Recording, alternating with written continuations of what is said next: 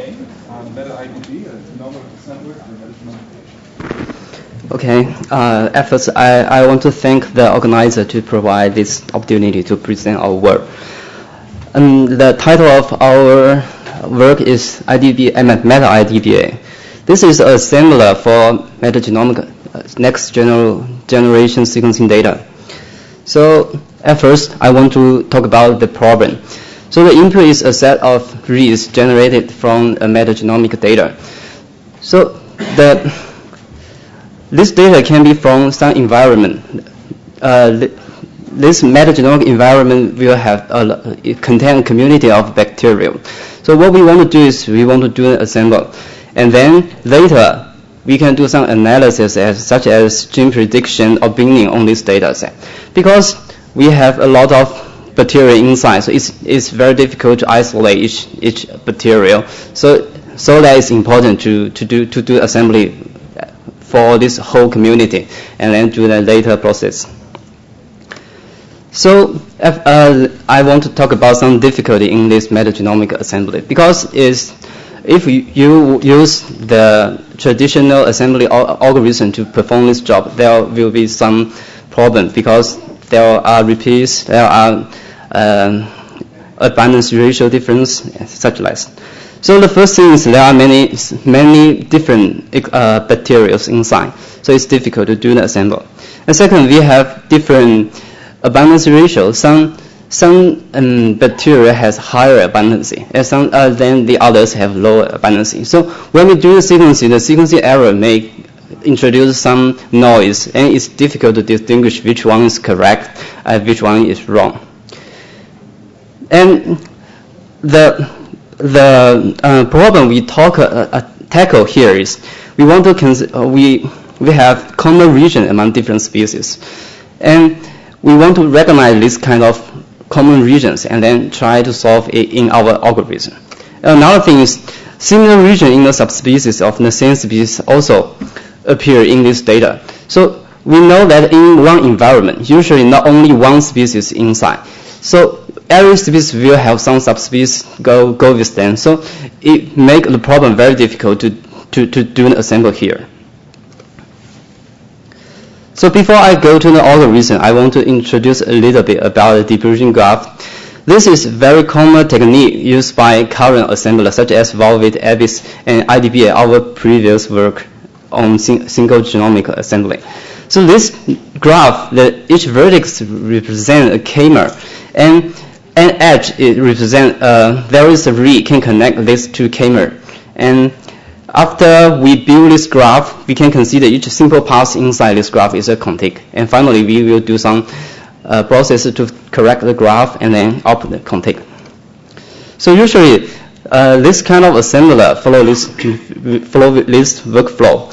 At first, each read is transformed to a series of vertex and also the edges. Oh, sorry. Then sequence error will be removed according to the topological structure of the graph. People will remove some dead end inside or merge some similar paths to make the contig longer. Then finally, the pair end reads may be used to connect some contig and solve the branch caused by the repeat region, and then finally output the contig. So the process like this, each read we can get some chimer, and then for this chimer we can build the edge between them, and finally we process all the reads, we can generate the graph and then do the assembly. So let's see a simple example here. We try to dig out what's the problem when there are several subspecies from the same species. So we do the assembly for the single species first. We use the E. coli here. And we can see that when we generate the graph, there are about 4.8 million vertices inside, and there are only around 800 branches. That means that we can generate the graph, and then there are not much branch inside, so we can get the contig is quite long. We can compute N50 for each algorithm. We found that while we perform very good, and we can get very long contigs inside, and all the other algorithms perform quite well, and they are more or less the same. But if we consider more subspecies inside, so if we just select 3 out of 5 subspecies of E. coli and we generate a graph and we calculate the number of vertices, then it increases a lot. But even more is for the branches. So we have a lot of branch inside. So we cannot distinguish which branch we should go inside the graph during the assembly process. And after this, we found that every N50 we will drop a lot for each algorithm. But of course, because we have some treatment inside our algorithm, we can do it a little bit well. So let me talk about this problem more detail. So at first, I want to talk about the common region between different species, and then I will point out the difference between this kind of common region and the similar region inside the same species. So usually, if we have two different species, and if we can do the assembly for them separately, we can get 2 divergent graphs. But what happens if there is a common region inside? Then these 2 divergent graphs will be separated, and there is a repeat inside. We will have an edge going to this common region and then go out. And what happens if we have more? Usually we will have another common region, and then the graph is break down. But we know that because usually 2 species, the common region not much. So if they are separated, we still can use the pair and reads to connect them together. We have some method to solve this. But the difference is if we have some subspecies from the same species, then the graph will be different because they show more common regions. So if we have 3 subspecies from the same species, then we can see this position. They may have some SNPs. Then we have a branch inside the graph. And then maybe in the later of the sequences, we have another one. And if we consider the whole sequence, we will have more and more. Then we can get a very complicated graph. If we consider there are several subspecies inside. So it becomes very complicated. As we see in our previous table, there are many branches, this kind of branch inside. So we need to have some way to solve this branch. And in traditional assembler, we will chip this kind of branch. We will separate them. We will output each pass as a contig, but it will make the contig very short, and it may not contain significant information for later process. So I think this kind of region we should group them together to form a consensus, and then we also output the alignment between this kind of this context. Then we have the whole information to do the later process. So here I give some statistics about the similarity in the sense of K-mer. So we calculate the K-mer similarity in this sense. We will select 2 species inside 2 subspecies inside 1 species, and then we compute the similarity and do the average. We found that in the species level, the coverage the similarity is really high. But if we go up in the higher taxonomic level, the similarity will drop. So this is consistent with our observation that if they are from the same species, we have a lot of repeat, a lot of similar region. But if it's from different family of different order, then the common region will be very rare. Then we can solve these 2 kind of branch separately, use different method. And okay, then here is just an example for the divergent graph of mixed subspecies. Here, actually, this graph is dig out from the E. coli. There are 5 E. coli inside, and then we can see that the graph is very complicated, and there are a lot of branches. But the good thing is, the observation is that the branch caused by similar species, they tend to converge at some point. So that means if they branch out at they have some common region, and later they will have another common region. Because they are so similar, they will have some common here and then some common there. So we can according to the to the structure, we can dig out. We can separate this kind of common region. So I use previous example here. So this is the graph generated by these 4 sequences. So we start from this point. We have a branch here because this is the common region of these 4 sequences, and we have 3 different branches. So each one will go to the same point because we have another common point. So this is the first branch, and then we have this one. This branch also go to this point, and the third one also. So, and for all the other branches inside this graph, we have the same observation. So, for example, for this one we have 2 branches, and all these 2 branches will go finally to the same point. And for this one also. So we can, according to this observation, we can define a component. So we define the component as this. We define component as a subgraph with all branches converge to some point in the same graph. So we have this requirement for all components, and then we can separate the graph into different components, and we have high confidence that this component will contain some similar subspecies.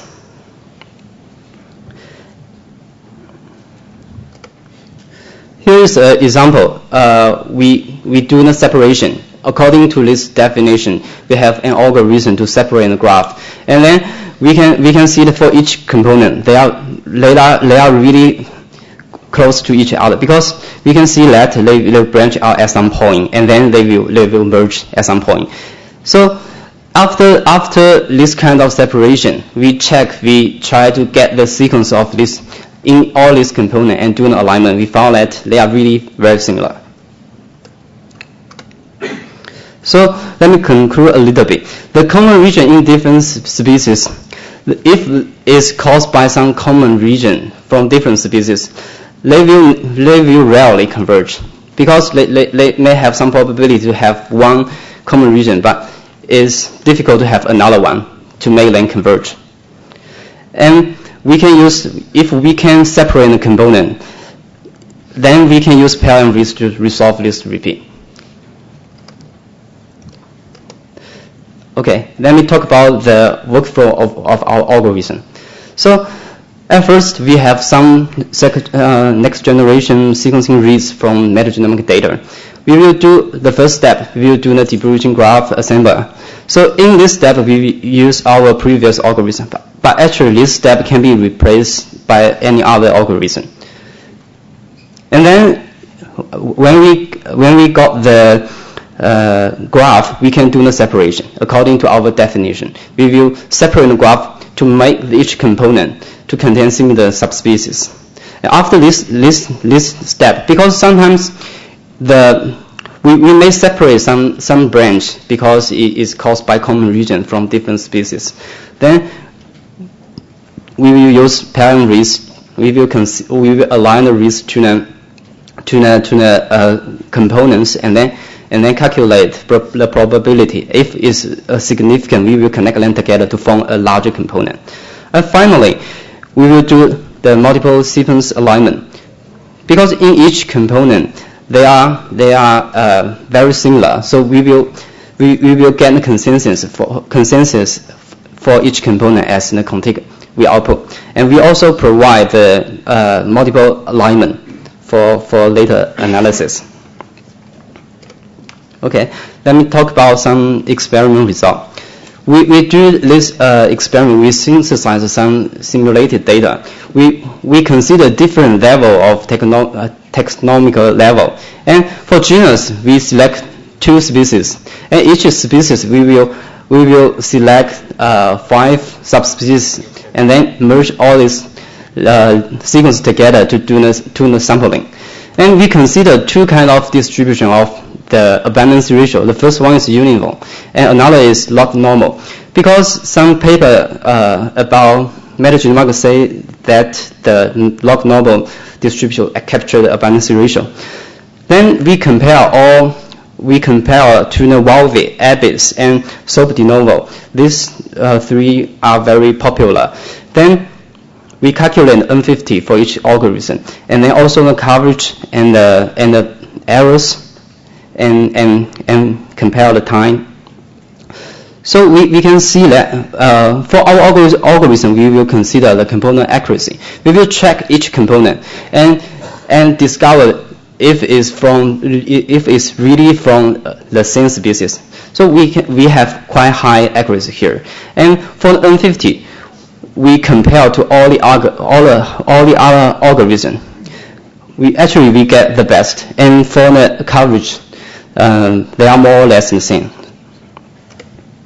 And we also do a more complicated example. We consider 5 species in the same family, and then each one have five subspecies. And we also compare the N50 and also the coverage. This results show that we have much better performance if there are more subspecies and more species inside the sample. Here is from the class. We select 10 species and 5 subspecies. So in total there are 50 sequences inside. So after we can see that we have much better performance. So I think the component capture the nature of this sample, so we can do better. We also have some experiment result for real data. We got from the ISCB a human metagenomic sample, and then we do the assembly. The statistics show that we have better N50 and the longest contact inside. So here is just an example for the final result we got. So after we separate the component, we do multiple alignment, and we get the consensus. The first sequence is the consensus, and here is an multiple alignment. We found that actually they are very similar, just some SNPs inside and some indels, and then I think we should represent them together to contain all the information. So let me conclude. So our algorithm based on the observation that the similar region will group together, we define the component and then solve the branch in different way. And then the multiple sequence alignment gives some more information rather than the contig only. And we provide longer contigs than the other algorithms, and with some similar accuracy and coverage. And finally, our software is publicly available. You can go to this website, download it. And finally, I need to acknowledgement for the fellowship provided by ISCB. And thank you for listening.